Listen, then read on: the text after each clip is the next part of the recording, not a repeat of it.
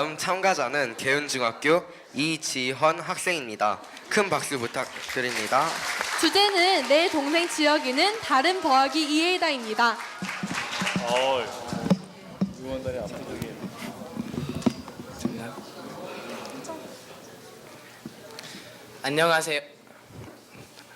안녕하세요. 저는 개운중학교 1학년 이지헌입니다.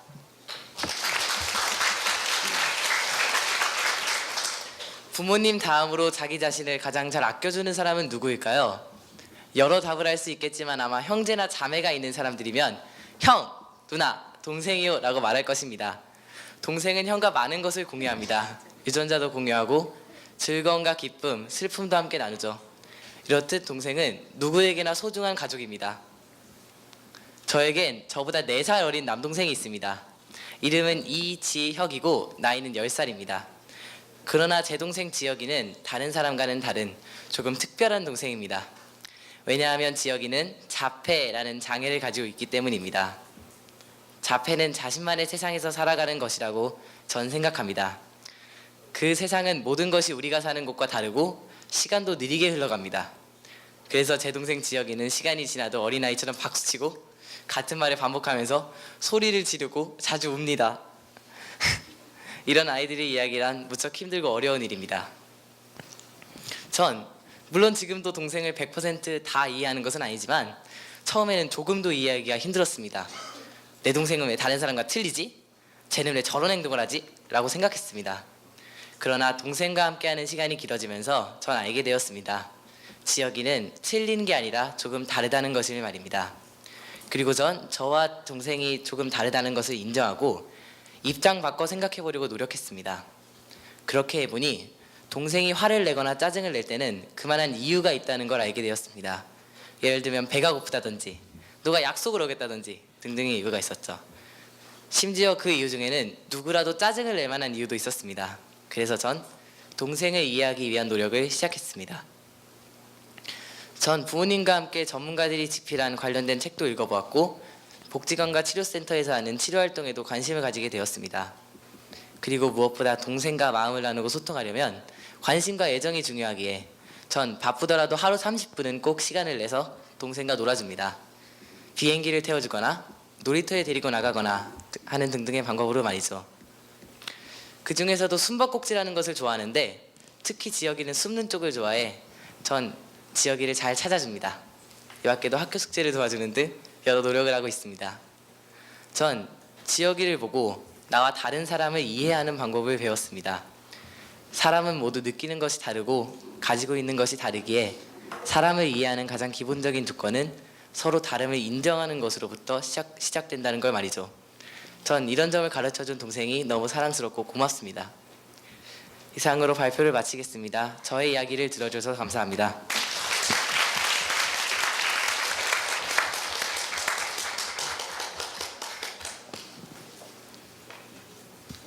네, 질문하라고 말하실 거죠? 네. 자, 우리 이지영 군 발표 잘 들었습니다. 감사합니다. 일단 칭찬을 해주고 싶은 것은 그 발음적인 측면에서 그 음가 하나하나의 발음이 가장 정확한 분 중에 하나가 아니었나. 더 정확하기 위해서는 그 입모양을 아래 위로만 조금 더 벌리면 그 발음의 클래러티, 그 명료성이 더 높아질 것 같다는 생각이 들고 인미 다 할 때 다 처리 아 발음이 어린 학생치고 굉장히 정확합니다.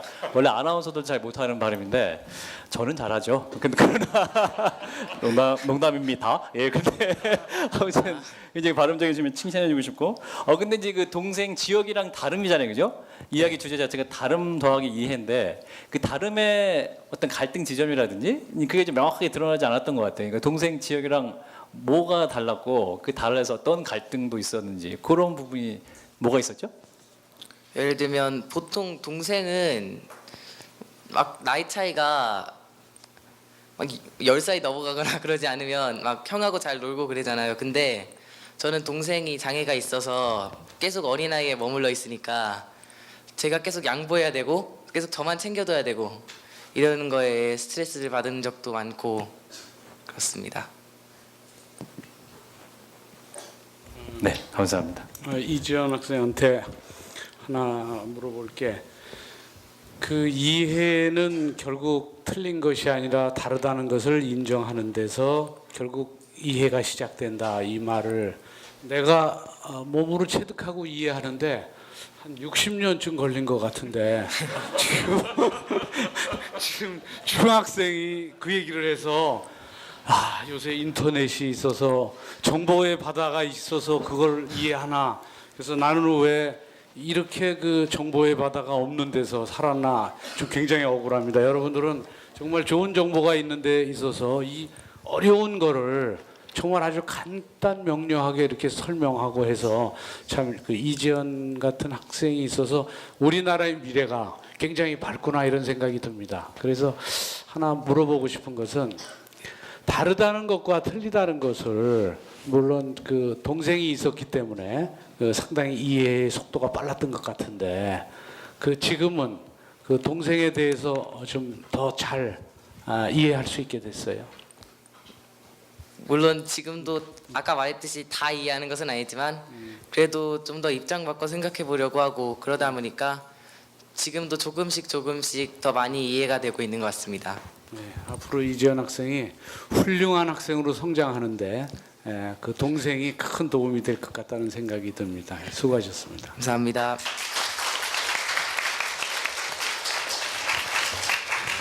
지연 학생이 동생에 대해서 얘기할 때 표정 보셨나요? 네, 동생을 굉장히 아끼고 사랑하는 마음을 저는 표정에서도 알 수 있을 것 같았습니다. 지현 학생. 아까 우는 듯한 제스처 할 때 왜 이렇게 귀여워요? 제가 반할 뻔했어요.